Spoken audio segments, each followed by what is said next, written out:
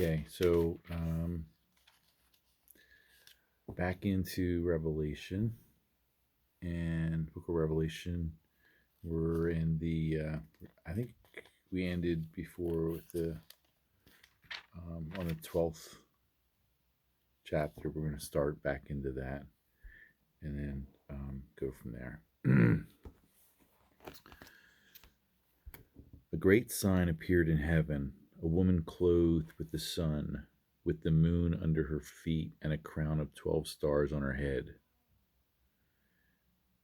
She was pregnant and cried out in pain as she was about to give birth. Then another sign appeared in heaven, an enormous red dragon with 7 heads and 10 horns and 7 crowns on its heads.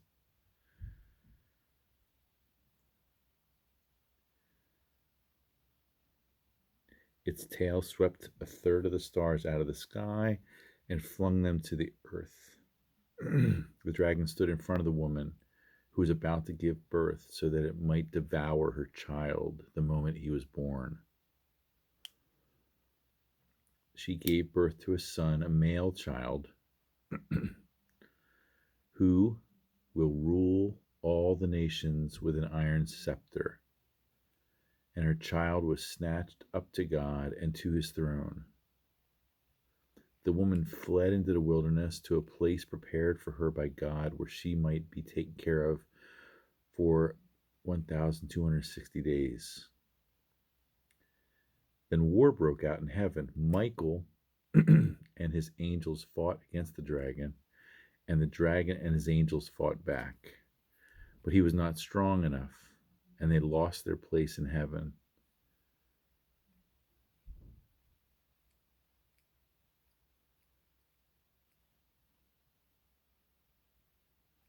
The great dragon was hurled down, the ancient serpent called the devil or Satan, who leads the whole world astray. He was hurled to the earth, and his angels with him. I'm going to stop there before the voice he heard in heaven, because I want to just dive into this a little bit. So going back to the beginning of the woman and the dragon. So from 12:1 to 14:20, known as the cosmic conflict between the dragon and the lamb. A fundamental contest between the forces of God and Satan, Satan being the dragon, for the nation's allegiance and worship. The dragon, beast, and false prophet persecute God's people, but God promises to spiritually protect and gloriously vindicate them. So God exhorts them to steadfastly endure. 12:1 through 17, with regard to the woman and the dragon, many interpreters view the dramatic conflict between God and Satan in chapter 12 as the heart of Revelation. Verses 1 through 6 establish the conflict between the two heavenly signs, the woman, God's people, and her messianic child, versus the dragon representing Satan. Then verses 7 through 12 describe the war in heaven, which results in the dragon being hurled to the earth. Finally, in 13 through 17, there's the war on earth between the dragon and God's people, whom God protects.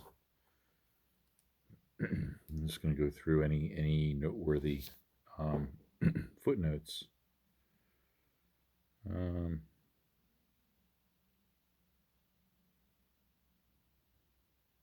Just the woman. The woman is the faithful people of God, from whom the Messiah comes. The sun, moon, the 12 stars recalls Joseph's dream in Genesis 37:9.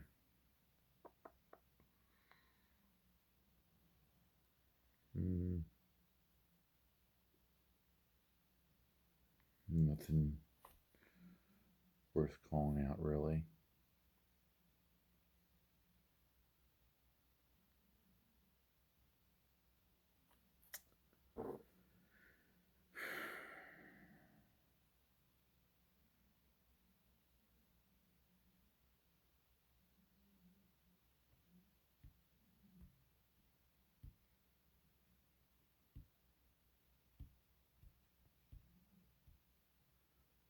No. Michael in 12:7, the archangel, heavenly prince who protects God's people, mentioned in Daniel 12:1.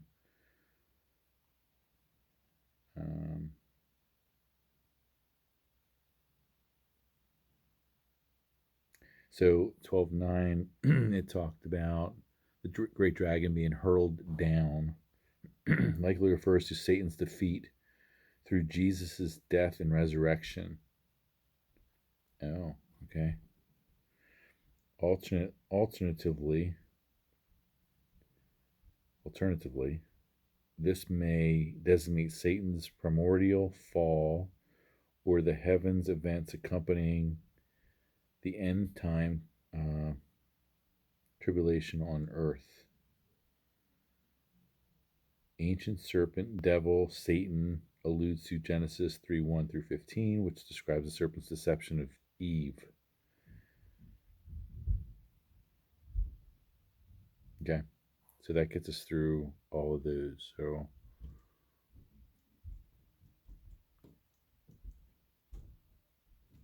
So great sign appeared in heaven, woman clothed with the sun, with the moon under her feet, and the crown of 12 stars in her head, pregnant, cried out in pain. She's about to give birth.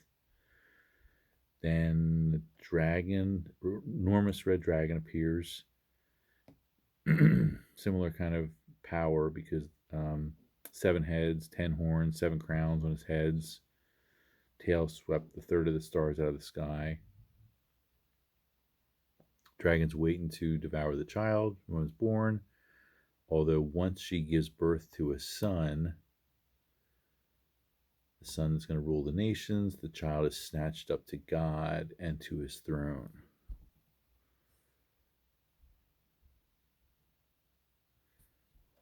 So the footnotes are talking about the birth of the son being Jesus, who's going to rule the earth, all nations with an iron scepter, gets snatched up, and the assumption is gets snatched up to God at the point of the resurrection.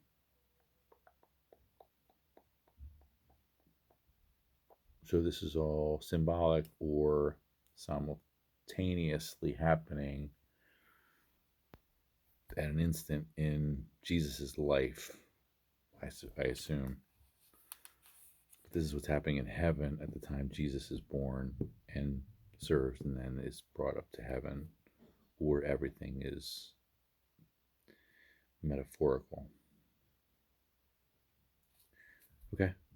Then getting back to the scripture, so 12:10, then I heard a loud voice in heaven say, now have come the salvation and the power and the kingdom of our God and the authority of his Messiah. For the accuser of our brothers and sisters, who accuses them before God day and night, has been hurled down. They triumphed over him by the blood of the Lamb and by the word of their testimony. They did not love their lives so much as to shrink from death. Therefore, rejoice, you heavens, and you who dwell in them. But woe to the earth and the sea, because the devil has gone down to you. He is filled with fury because he knows that his time is short. I'm just going to finish this and we'll go back to that. When the dragon saw that he had been hurled to the earth, he pursued the woman who had given birth to the male child. The woman was given the 2 wings of a great eagle, so that she might fly to the place prepared for her in the wilderness, where she could be taken care of for a times and a half a time out of the serpent's reach. Then from his mouth the serpent spewed water like a river to overtake the woman and sweep her away with the torrent. But the earth helped the woman by opening its mouth and swallowing the river that the dragon had spewed out of its mouth. Then the dragon was enraged at the woman and went off to wage war against the rest of her offspring, those who keep God's commands and hold fast to their testimony about Jesus. So going back to the loud voice in heaven after the dragon was hurled to the earth in verse 10. Um,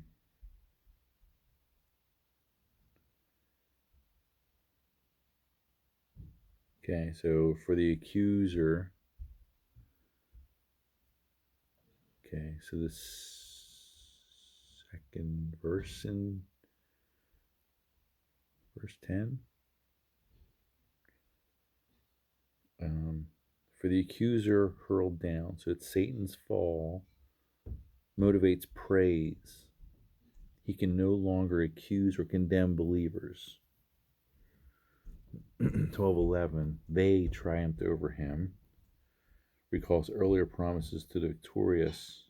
The beast's triumph over God's people will be short-lived.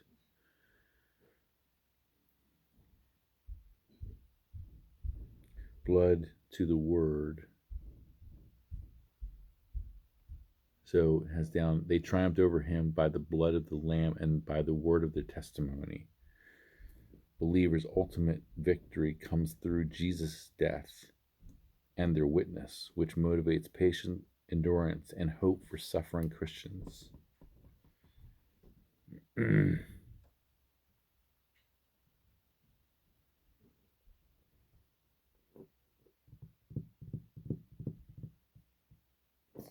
So symbolism here, when he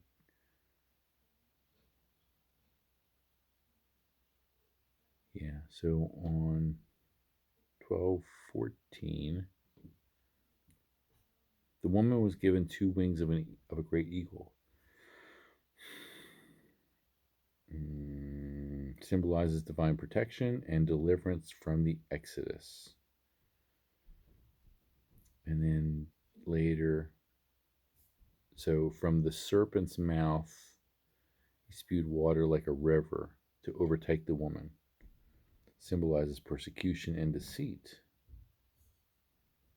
Okay. Okay. So then, chapter 13, the beast out of the sea.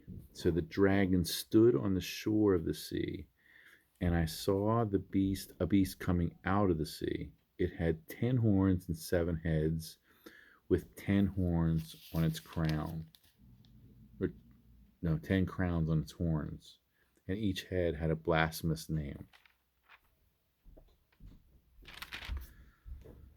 The beast I saw resembled a leopard, but had feet like those of a bear and a mouth like a lion. The dragon gave the beast his power and his throne and great authority. So the dragon's standing on the shore of the sea, and then a new beast comes out of the sea. And this one is even more powerful. So one of the heads of the beast seemed to have a fatal wound, but the fatal wound had been healed. The whole world was filled with wonder and followed the beast. People worshiped the dragon because he had given authority to the beast. And they also worshiped the beast and asked, who is like the beast? Who can wage war against it? The beast was given a mouth to utter proud words and blasphemies, and to exercise his authority for 42 months. It opened its mouth to blaspheme God and to slander his name and his dwelling place and those who live in heaven. It was given power to wage war against God's holy people and to conquer them. And it was given authority over every tribe, people, language, and nation. All inhabitants of the earth will worship the beast, all whose names have not been written in the Lamb's book of life. The Lamb who was slain from the creation of the world. Whoever has ears, let them hear. If anyone is to go into captivity they will go. If anyone is to be killed by the sword, with the sword, they will be killed. This calls for patient endurance and faithfulness on the part of God's people. Okay.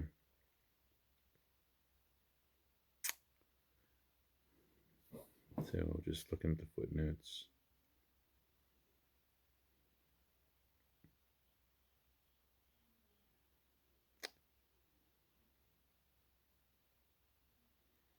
So the beast with 10 horns is supposed to represent political and military power of kings. 7 heads, the sum of the 4 beast heads representing completeness. Interpreted as 7 hills.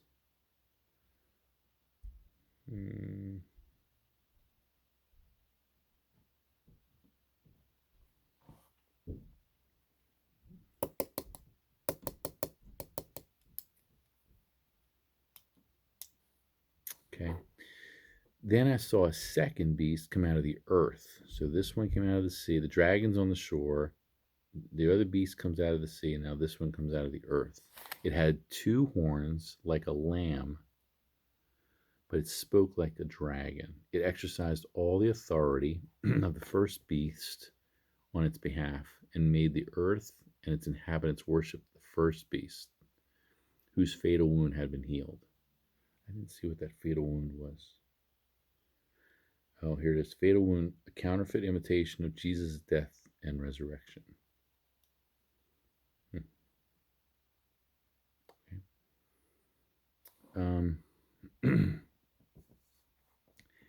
And the beast of the earth performed great signs, even causing fire to come down from heaven to the earth in full view of the people. Because of the signs, it was given power to perform on behalf of the first beast.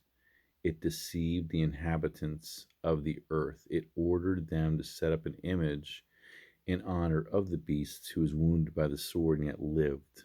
The second beast was given power to give breath to the image of the first beast, so that the image could speak and cause all who refused to worship that image to be killed.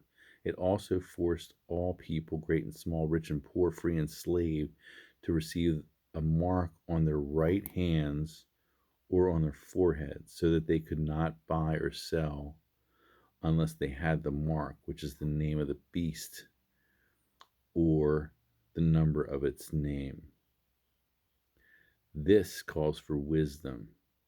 Let the person who has insight calculate the number of the beast, for it is the number of a man. That number is 666.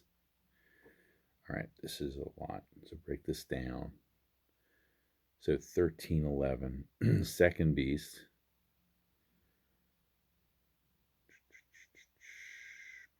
Okay.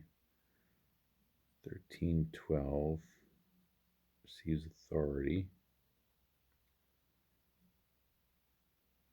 Worship the first beast likely reflects the public displays of worship and loyalty to the Roman emperor. Great signs. Deceptive works typical of false teachers and prophets.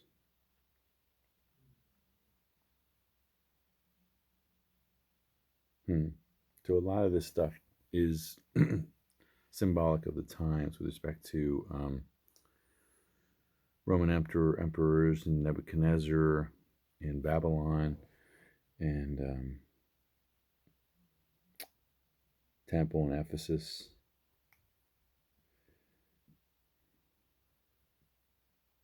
So the mark demonstrates absolute loyalty and perhaps ownership. There is no neutrality. You either have the beast of the mark or God's seal.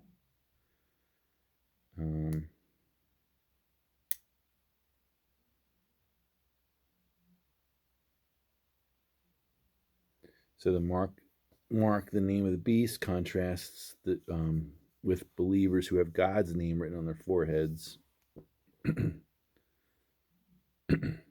So yeah, that's what I want to go to. Through 1318, it talked about this calls for wisdom. Just out of the blue, it just comes up. This calls for wisdom.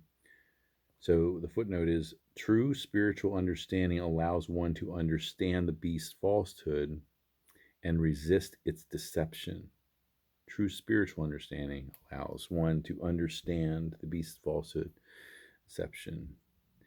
And then 666, throughout church's history, this enigmatic number has generated countless interpretations and speculations. The number 666 may signify the deficiency of creatures or the false trinity of the devil, beast, and false prophet, in contrast to the divine completeness symbolized by the sevens.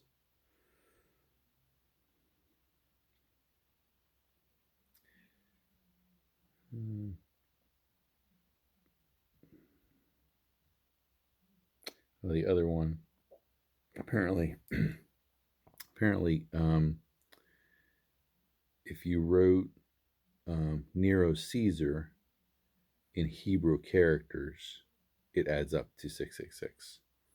So it could be referencing that as well. Okay. Wow. I'll have to look up more about Nero Caesar. Make sure I know that. So 14:1. Then I looked, and there before me was the Lamb standing on Mount Zion, and with him 144,000 who had his name and his father's name written on their foreheads.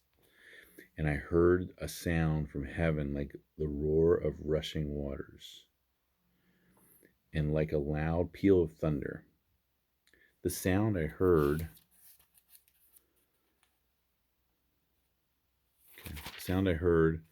was like that of harpists playing their harps. They sang a new song before the throne and before the four living creatures and the elders.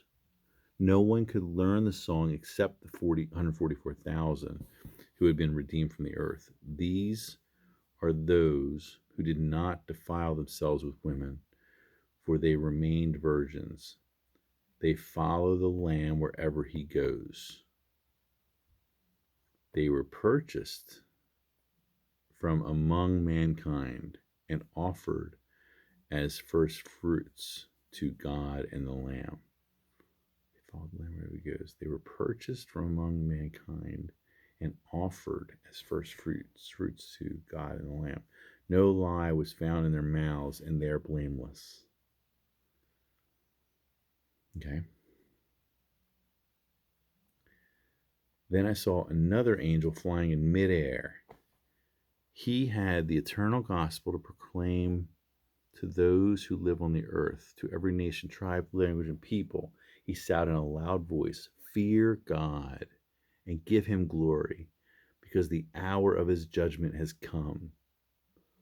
Worship him who made the heavens, the earth, the sea, and the springs of water."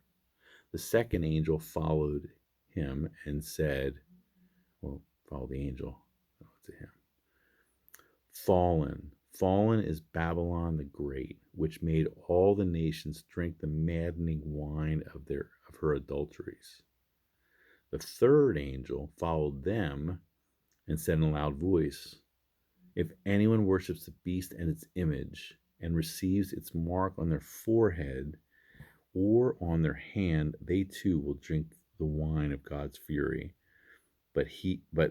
which has poured full strength into the cup of his wrath. They will be tormented with the burning sulfur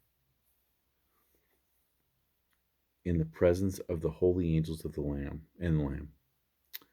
And the smoke of their torment will rise forever and ever. There will be no rest day and night for those who worship the beast and its image, or for anyone who receives mark on its name.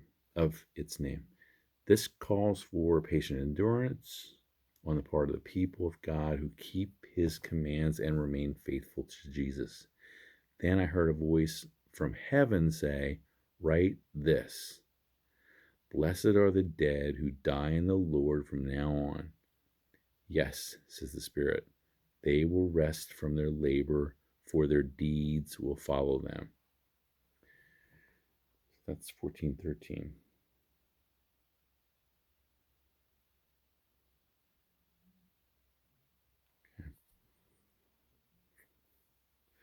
I looked, and there before me was a white cloud, and seated on the cloud was one like a son of man, with a crown of gold on his head and a sharp sickle in his hand. The other angel came out of the temple and called in a loud voice to him who was sitting on the cloud, "Take your sickle and reap, because the time to reap has come, for the harvest of the earth is ripe."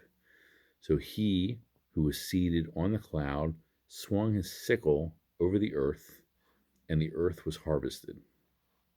Another angel came out of the temple of heaven, and he too had a sharp sickle. Still, another angel who had charge of the fire came from the altar and called in a loud voice to him who had the sharp sickle, "Take your sharp sickle and gather the clusters of grapes from the earth's vine, because the grapes are ripe." The angel swung his sickle on the earth, gathered its grapes, and threw them into the great winepress of God's wrath. They were trampled in the winepress outside the city, and blood flowed out of the press, rising as high as the horses' bridles for a distance of 1,600 stadia. Okay. 7 angels with 7 plagues. I saw in heaven another great and marvelous sign. 7 angels with the 7 last plagues, last because with them God's wrath is completed. And I saw what looked like a sea of glass glowing with fire, and standing beside the sea, those who had been victorious over the beast and its image and over the number of its name. They held harps given to them by God and sang the song of God's servant Moses and of the Lamb. Great and marvelous are your deeds, Lord God Almighty. Just and true are your ways, King of the nations. Who will not fear you, Lord, and bring glory to your name? For you alone are holy. All nations will come and worship before you, for the righteous acts have been revealed. Not a lot to research there. It's pretty straightforward. After this, I looked, and I saw in heaven the temple, that is the tabernacle of the covenant law, and it was opened. Out of the temple came the 7 angels with the 7 plagues. They were dressed in clean, shining linen and wore golden sashes around their chests. Then one of the 4 living creatures gave to the 7 angels 7 golden bowls filled with the wrath of God, who lives forever and ever. And the temple was filled with smoke from the glory of God and from his power, and no one could enter the temple until the 7 plagues of the 7 angels were completed. Wow. All right, so power on my phone is dying, so I don't know my charger. So we're going to go ahead and end this now, and then I will pick up next time on chapter 16.